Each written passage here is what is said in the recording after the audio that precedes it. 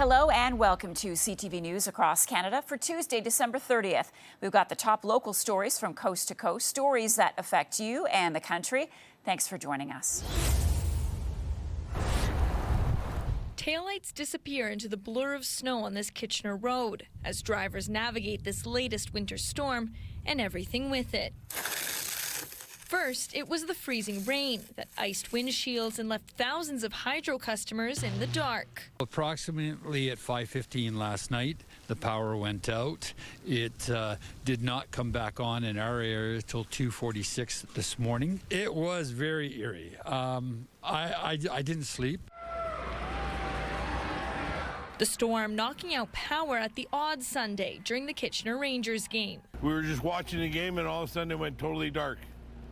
And we're like, let them play. So many people had their phones, and it actually lit up the rink, but they didn't start playing. And while power was eventually restored, the wet weather also prompted flood warnings and watches. We have issued a flood warning for the Nith River watershed as well as Upper Conestoga. Those flood watches remain in effect as water levels are continuing to rise. While the Grand River Conservation Authority says it doesn't expect major flooding, it is urging people to stay away from ponds and bodies of water. Ice conditions can change very quickly during these freeze-thaw conditions. With the water levels rising, it can create unstable and unsafe ice. Today, powerful winds knocking over scaffolding and creating dangerous conditions on major highways. Early on this morning, officers responded to multiple vehicles colliding or in the ditch. It doesn't look very good. The weather continues to change. You may encounter areas where there's near zero visibility and areas that have extremely icy conditions. And as 2025 comes to a close, weather experts say the new year isn't necessarily in the clear. Well, there's no major storm. We'll still see some lake effect, but we'll be stuck with the below freezing temperatures for New Year's Eve. But of course, before we count down to 2026 on Wednesday night, there are currently a number of snow events, parking bans, and road closures currently in effect. And we have the latest details up on our website, ctvnewskitchener.ca. In Bathurst, firefighters arrived late on Boxing Day to find a home fully engulfed. After the fire was extinguished, a man's body along with 2 dogs was discovered inside. Days earlier in Fredericton, crews responding to a residential fire were able to remove a trapped occupant. They later died in hospital. Years ago, you had, 5, 6, 7, 8 minutes to get out of a house fire. And now it's down to 3 minutes, 3 to 5 minutes. Scott Poupart, president of the New Brunswick Association of Fire Chiefs, says there's a few reasons why fire spreads so quickly nowadays. Building materials burn a lot quicker. They give off a lot more toxic gases, and it's usually not the fire itself that causes the fatalities, it's the gas. Fire officials say many people underestimate the strain holiday decorations place on electrical systems, and more households using lithium-ion batteries. The amount of appliances and toys and sporting goods, these third market batteries are certainly an issue. In Memramcook, firefighters took those warnings directly to the community on Christmas Eve. If you have a real tree, make sure it's always well watered. Make sure that if you do use real candles, make sure you put them out before you go to bed. One of a good cause of fires also with cooking a turkey. Poupart says the impact of fatal fires doesn't end when crews leave the scene, especially during the holidays. Their mental health is very hard on our members as well. So, we count on the public to do their part in fire prevention. There's still no word on what caused the fatal holiday fires in Fredericton and Bathurst. Both are still under investigation. Josh Smith, CTV News, Shediac, New Brunswick. Crews were out putting salt on the ice after a night of freezing rain. But many streets around Montreal remained slippery, and some sidewalks were downright treacherous. It's not easy to walk. You have to be careful, says this man. The icy conditions weren't stopping some cyclists from braving the elements, and even some runners were out, like this guy. It's a little slippery, but you gotta spot the dry or solid places. We've got a little bit of grip, and just go for it. Still, others struggled to get around. Some barely missed being hit by ice falling off trees and buildings. Big pieces in front of me. I got lucky. Had injury potential. Meanwhile, Urgence Santé says it has seen an increase in calls related to falls. Postpone all non-essential travels. If you do have to get out, please wear the proper attire, so shoe attire. If you do have winter cleats, ice cleats, or anything like that. Ice cleats like these could make all the difference. On highways, the Transport Ministry had crews salting and sanding throughout the day. With many people still on holiday, traffic was light.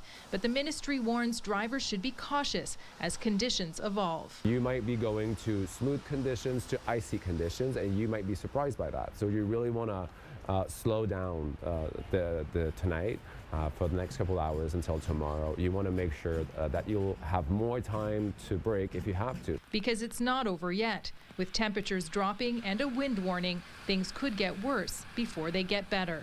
It's not a day to walk at all on the sidewalk at all. Staying home could be the safest bet.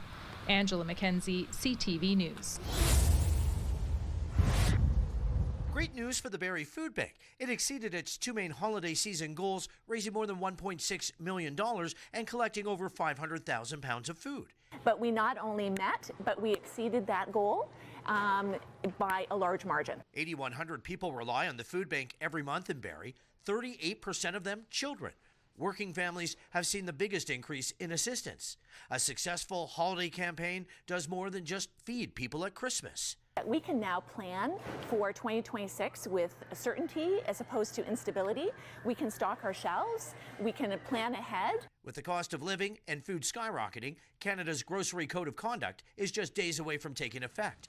The voluntary standards are designed to guide grocery retailers and suppliers. The Code of Conduct is very simply a framework or a set of guidelines on the relationship between grocers and their suppliers. The goal is to promote a fair and transparent supply chain, but experts warn high costs won't drop. The transparency is good, the dispute settlement mechanism is good, but don't expect decreased food prices because of the Grocery Code of Conduct. Families are being warned to expect to pay more to eat next year. The average family of four could pay about $1,000 more. I saw the prices were insane. I looked at things what we used to pay for and just went, Well, it's hard because you're trying to combine nutritious food for your family while juggling the ever-ballooning prices. It's difficult. So food banks like the one here in Barrie say it will likely be another challenging year ahead, expecting an increase in demand and also hoping for a hike in donations. Rob Cooper, CTV News, Barrie. City crews were out in full force over the weekend, cleaning up the aftermath from an icy winter storm that blanketed southwestern Ontario on Boxing Day. Ice-coated trees snapped under the weight, crashing down onto homes, cars, and roadways across the city. As of Saturday morning, the City of London says it had roughly 400 calls waiting in the queue for service as crews work to deal with widespread damage. We triage the calls that come in based on getting roads open first and trees that have landed on houses. For some residents, the storm hit without warning. A city-owned tree from the park behind Frank Wheatley's home came crashing down, leaving behind shattered glass and extensive damage. Watching the World Juniors, and the World Junior Canadian team was up, and then suddenly I heard this strange sound, and the next thing I knew, all the glass from our sliding patio door exploded into the house. I cut down the branches that were inside the house, but it just went right through the window. At the peak of the storm, London Hydro reported about 20,000 customers were without power. We did engage not only our own crews at London Hydro, but other corporations and industry partners to come out and help us out. As cleanup continues, city officials are urging residents to stay clear of damaged trees and downed power lines. People have limbs down, whether they're from city trees or private trees, and they're impacting hydro lines. That's not something the city can deal with until our teammates at London Hydro have been there. Officials say if you have trees impacting your property roadways, or sidewalks, you are encouraged to report it online using the Service London portal. Rita Ismail, CTV News. Well, it's delayed for a day. Gordon Kilpinen is on his way to Russia, but he spent Sunday night at the Ottawa airport after his flight was canceled. I'm heading now through to Paris through France, Air France. And then from Air France to Istanbul, I'm taking Turkish Airlines, and then Turkish Airlines to Moscow. And I'll arrive hopefully at 12:45 on the 31st. The freezing rain altering his travel plans. He's now hoping to make it there by New Year's to be with his family. So you're gonna have to pick your bag. The winter weather disrupting travel in and out of the nation's capital, with about a dozen flights canceled Sunday and 12 more flights on Monday at the Ottawa airport. We're planning to fly to Los Angeles for the break, and both our flights have been delayed. The airport encourages anyone who is scheduled to fly to check their flight status with their carrier to ensure that they have the most up-to-date information before heading to the airport. They told me the flight is delayed, and now I'm still waiting. And according to the recent information, the departure time is rescheduled to 1:35 a.m. Dora Mao is heading to China, but flight delays have altered her plans. I have to fly from Ottawa to Toronto, Toronto to Vancouver, Vancouver to Korea, Korea to China. I take 3-year-old daughter.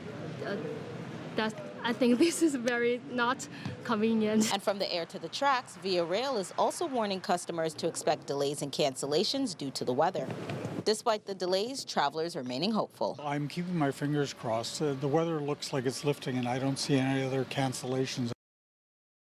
Everyone is strongly encouraged to check the status of their flight, train, or bus well ahead of your scheduled departure time. Both the Ottawa Airport and Via Rail say they are doing their best to get everything on track and up to speed. There were no outward signs of fire at a North York retirement residence today. These units are small units, and it was contained to the living area of the unit. A small fire, say fire officials, and yet unfortunately, that occupant has succumbed to their injuries. Emergency responders say they received calls about a 2-alarm blaze just before 10:30 p.m. And when they arrived on scene, they were directed to the 4th floor of the building. We responded with multiple crews to the fire, and we are directed to the floors where the smoke was. They made contact with the occupant in their unit, and the rescue was made down to the lobby where patient care was transferred to paramedics. The man in his 80s would die of his injuries. Well, this is just tragic news that I heard about early this morning. I wanted to come up here and learn exactly what happened, whether there are any lessons to be learned. But our hearts go out to the family and friends of the deceased. Officials say more than 20 trucks and between 70 and 80 firefighters attended the scene, given the fact it was a multi-unit institution with higher occupancy. But the fire was quickly doused, and Toronto Fire was able to ventilate the scene quickly, so no residents were displaced. I want to thank fire services for their prompt response and for containing the fire. While Toronto Fire says it can't say yet how the fire started, officials want people to be mindful of open flames, being careful with candles, making sure your smoke detectors are all operating, and carbon monoxide detectors working and operating on all levels. The Ontario Fire Marshal's office is investigating. A Toronto fire investigator is also probing the cause of the blaze. In the meantime, the division commander extended the Toronto Fire Service's condolences to the man's family and friends. Reporting live from Janice Golding, now back to Natalie. Annette Dion was born with her 4 sisters in this home on May 28, 1934 in Corbeil. It was during the struggles of the Great Depression. History is important to keep kids understanding how they got to this point. The time was marked by wonder, controversy, and exploitation. They were the only quintuplets to survive more than a few days, and for this reason they were pushed into the spotlight. We'll be able to showcase the whole history and legacy, tragic as it was. In March 1935, the Ontario government declared the Dion quints special wards of the Crown, in what was said to be an effort to keep the babies at home and not put on display in Chicago. They were raised as a public tourist attraction anyway, and millions visited North Bay and Quintland, generating $500 million for the provincial treasury. The city grew with new motels and restaurants and better highway access. When this happened, the city of North Bay, believe it or not, was about 2 weeks away from having to declare bankruptcy. In 1998, the province apologized to the surviving Dion sisters and awarded compensation for being exploited as children. Their birth home has been turned into a museum where countless people visit. Annette was the last surviving sibling among the 14 Dion children. Her sister Cecile died earlier this summer. Cecile and Annette, to the end, were linked together. Annette visited her birth home in 2018, and that return drew thousands to North Bay. Callahan remembers his chat with her. She mentioned that she remembers babysitting me. I didn't remember that. But With her passing and the chapter now closed on a painful story, the Dion Quince Heritage Board is considering holding a public commemoration sometime next summer. It may be end of the era, but it's not the end of history. So we're going to continue on. Eric Tashner, CTV News, North Bay. The NDP ranks first with 53%. PCs are in second place with 32%. Probe Research has been tracking the support rate every quarter since the 2023 election. In October of that year, the NDP and PC were separated by a 3-point gap. In December 2024, the gap widened, 53% for the NDP and 34% for the PCs. This comes after Angus Reid Institute released its approval rate tracking for Premier WAP Canoe. It shows that Canoe still holds 58% approval, although that number has dropped 9% since this time last year. I spoke with Christopher Adams, adjunct professor in political science from the University of Manitoba today. He says many people describe this as a honeymoon phase, but as 2 years has passed since the election, Adams says it won't last forever. The NDP government has announced a very massive deficit that the probably double about what was estimated about 6 months ago. I would say that the healthcare system has not been corrected fully, that there are promises made in the election campaign 2 years ago that the healthcare sector would be repaired. Now, there has been more money plowed into it, but at the same time, still long wait times for many procedures. Adams says in 2026, he would like to see more decorum in the legislature. The Probe Research poll shows the Manitoba Liberals have 9% support. This poll was conducted between November 25th and December 10th. 1,000 Manitoba adults were randomly surveyed, and the margin of error was 3.1%. Around 8 p.m. Christmas Day, Mike Horn received a phone call from a neighboring business that there was a fire at the Salvation Army on the same block as his family's store. He and his family rushed to the scene. We were kind of watching from the front, keeping an eye on things and on the back of the building, and so we just, we were able to witness firsthand, the hard work and efforts that the fire department was doing to battle the blaze. Horn says the fire is devastating for the downtown community. Starting on December 15th, the Salvation Army building on 900 block Central Avenue had been operating as a 35-person warming center, although it was not occupied at the time of the fire. Prince Albert police say the cause is still under investigation. We serve some of the most vulnerable people of our city, and it hurts me when I see the negative comments that they're being blamed. It's not, we don't know that. The fire department says the Salvation Army building is likely a total loss. The building had just undergone an expensive revitalization, and Salvation Army Major Ed Dean says a complete rebuild would likely cost millions. We will look at leasing space, so that we can still do our feeding programs, our warming center, everything else. A temporary warming center is now located at the Prince Albert Grand Council Urban Services Building and will operate until Friday. There will be a meeting between community organizations on Tuesday morning to determine next steps. For the time being, the Salvation Army is collecting donations, and the PA Raiders are collecting clothing and blanket donations at their Monday night game. Jasmine Pelche, CTV News. A judge dismissed a lawsuit related to the Humboldt Broncos bus crash earlier this month. Legal counsel representing the 5 families behind the suit say they will appeal the decision. On December 16th, a Regina judge dismissed a claim originally filed in 2018, shortly after the crash, which left 16 dead and 13 injured at an intersection of Highway 35 and 335 near Tisdale. The lawsuit raised claims of negligence against the Saskatchewan Ministry of Highways, the semi-driver involved in the crash, the company he worked for, and the manufacturer of the bus. Court of King's Bench Judge Graham Mitchell made the dismissal, saying the allegations made in the proposed pleading are not sound in law and the pleading's fundamental premise is unprovable. To date, no statements of defense have been filed by any of the defendants. The parents are disappointed. And it's that individual and systemic responsibility and transparency that they're seeking, and the families are left with an incomplete answer and critical evidence never being considered. For over 7 years, the claim has made its way through the court system, a significant amount of time, the legal counsel say, just to figure out if the claim could move forward. The delay is so palpable and overriding that the delay in litigating this lawsuit has caused equal to more harm than the tragedy itself. Malore predicts it will be about a year before they hear back from the Court of Appeal.